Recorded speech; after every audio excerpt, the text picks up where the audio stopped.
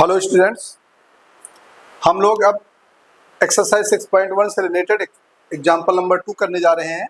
In figure रे O S ये ओ S ray है, stands on a line P O Q line पर O S stand है। ठीक है, लाइन पी ओ क्यू, रे ओ आर, एक ओ आर है, एंड रे ओ टी, दो रे और भी हैं, R angle bisectors of angle POS. जो आर ओ रे है वो एंगल पीओएस को बाइसेक्ट कर रहा है, यानी ये एंगल इस एंगल के बराबर हो गया। और एंगल एस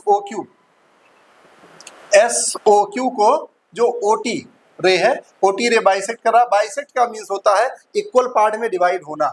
जब ओटी जो है रे ओटी एस ओ क्यू को बाइसेक्ट करेगा, ये बाइसेक्ट का ये देखो निशान है, ये इसका मतलब है कि ये एंगल इस एंगल के बराबर है। इसी तरीके से ये एंगल इस एंगल के बराबर है, क्योंकि बाइसेक्ट हुआ है। जब कभी भी मान लीजिए ये एंगल बन रहा है, ये पूरा एंगल है, इसको अगर मान लो कोई एंगल बाइसेक्ट कर रहा है, कोई रे जो है बाइसेक्ट कर रहा है, अब ये एंगल जो है इस एंगल के बराबर होगा। अगर ये एंगल ए है तो ये भी ए ही होगा, यानी बराबर होगा, बाइसेक्ट होता है। बाइसेक्ट का अर्थ ये होता है। आइए हम लोग इसे सॉल्व करते हैं। सबसे पहले गिवन क्या दे रखा है,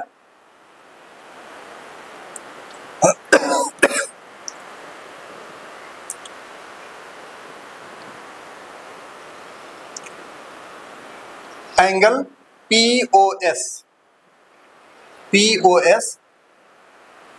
बाइसेक्टेड बाय रे OS, that means OS means इसका मतलब क्या हो गया कि angle POR equal angle ROS। ये जो रे है OR जो रे है वो POS को बाइसेक्ट कर रहा है। इसका मतलब है कि अब POR जो एंगल है ये वो ROS एंगल के इक्वल है। ये चीज हो गया। अच्छा, इसी में एक चीज और दे रखा है कि एंगल POS कितना है, X है। हाँ, angle POS is equal to X है। अच्छा, दूसरी बात एक और भी है इसी तरह से, या इसको बाद में लिखो, पहले आप वही लिख लो। अब SOQ यह हो गया, एंगल SOQ बाइसेक्टेड बाई रे। अब ये कौन सी रे है, OT। मीन्स इसका मतलब क्या हो गया भाई, इससे हमें क्या मिल गया कि angle SOT equal angle TOQ, यानी जो रे है, यानी एंगल SOQ को जो रे OT काट रहा है, डिवाइड कर रहा है, बाइसेक्ट कर रहा है, तो ये एंगल SOT, ये एंगल जो है वो TOQ इस एंगल के इक्वल होगा। ये क्लियर हो गया। अब हमें ये पता चल गया, मतलब जो गिवन था कि भाई ये जो रे है ये अपने एंगल को बाइसेक्ट कर रहा है, और जो OT है वो एंगल SOQ को बाइसेक्ट कर रहा है। ये चीज हमें मिल गया। अब angle POS angle SOQ respectively find POS if दे रखा है। Angle POS is equal to X दे रखा है। टू फाइंड क्या करना है भाई,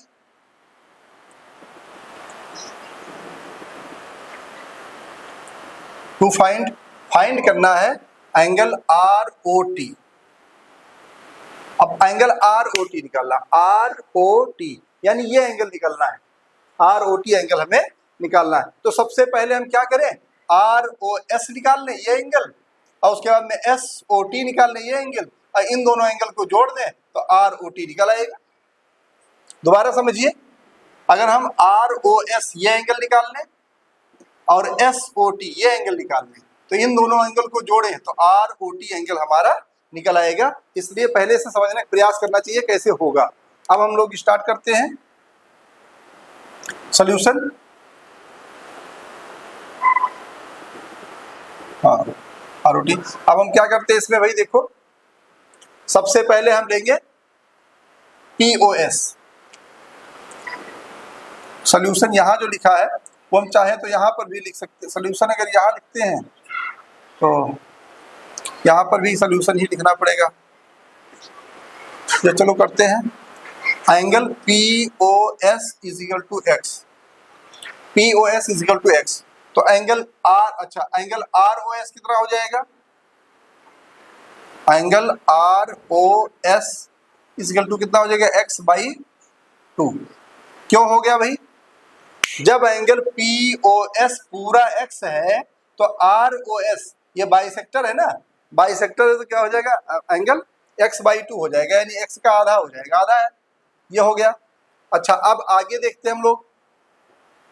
एंगल POS प्लस, ले लो POS प्लस एंगल SOQ ले लो, SOQ, ये इक्वल टू होगा 180 डिग्री।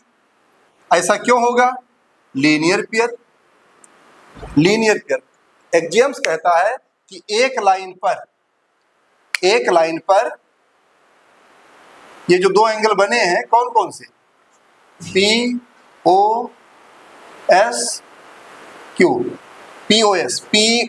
एक एंगल ये और SOQ एक एंगल ये, इन दोनों एंगल का सम क्या होगा? 180 डिग्री होगा, लीनियर पेयर कहता है। अब POS कितना है? POS x है, x लिख दो।